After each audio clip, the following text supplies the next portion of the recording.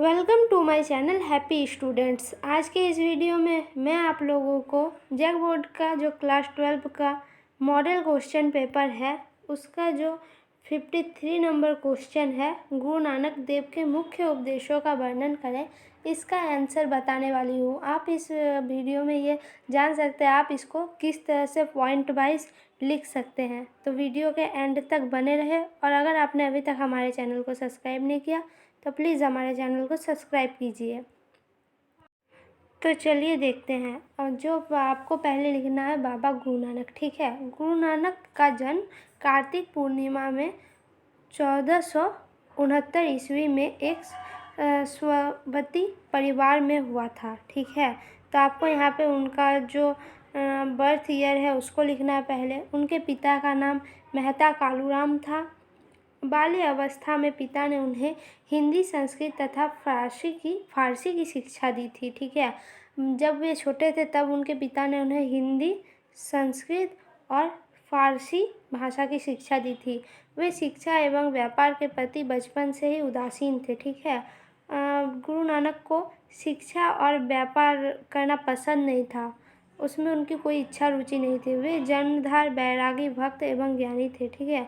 जन्म से ही उनमें वैराग्य था और ज्ञानी प्रवृत्ति के इंसान थे। जिस समय गुरु नानक का जन्म हुआ उस समय भारत में मुगलों का शासन था, ठीक है। उस समय भारत में मुगलों का शासन था।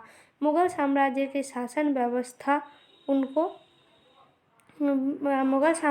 शासन व्यवस्था उनकी नीतियाँ, मुगल साम्राज्य का धार्मिक अत्याचार से गुरु नानक काफ़ी दुखी हुए, ठीक है। उस समय मुगल साम्राज्य का शासन था, वे हिंदुओं पर काफ़ी अत्याचार करते थे, जिस कारण से उनको काफ़ी दुख पहुंचा था। इसी कारण उन्होंने भक्ति का मार्ग अपना लिया। इस कारण उन्होंने क्या किया, भक्ति का मार्ग अपनाया था। गुरु नानक के प्रेम तथा सहानुभूति के शब्दों से हिंदू मुस्लिम एकता कायम करना चाहते थे।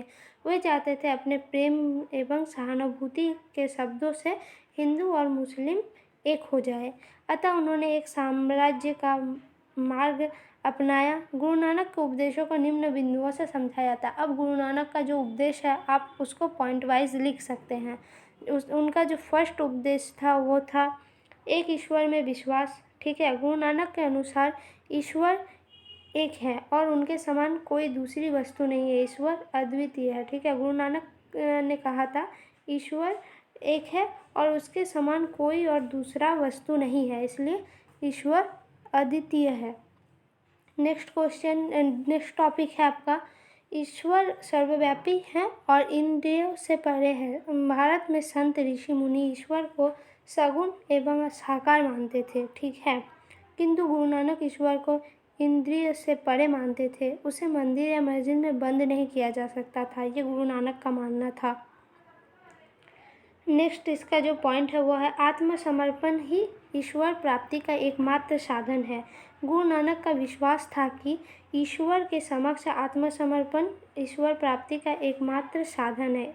ईश्वर उन लोगों को दया करता है जिनमें दूसरों के प्रति दया एवं करुणा होती है, ठीक है। ईश्वर किन्हें दया करता है, जिनमें दूसरों के प्रति दया और करुणा का भाव होता है।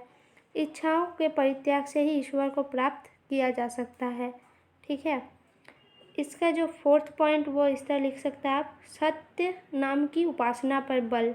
गुरु नानक मोक्ष प्राप्ति के लिए सत्य नाम की उपासना पर बल देते थे। उनका विश्वास है कि जो ईश्वर का नाम नहीं जपता वह जन्म और मृत्यु के मामले में फंसा रहता है, ठीक है।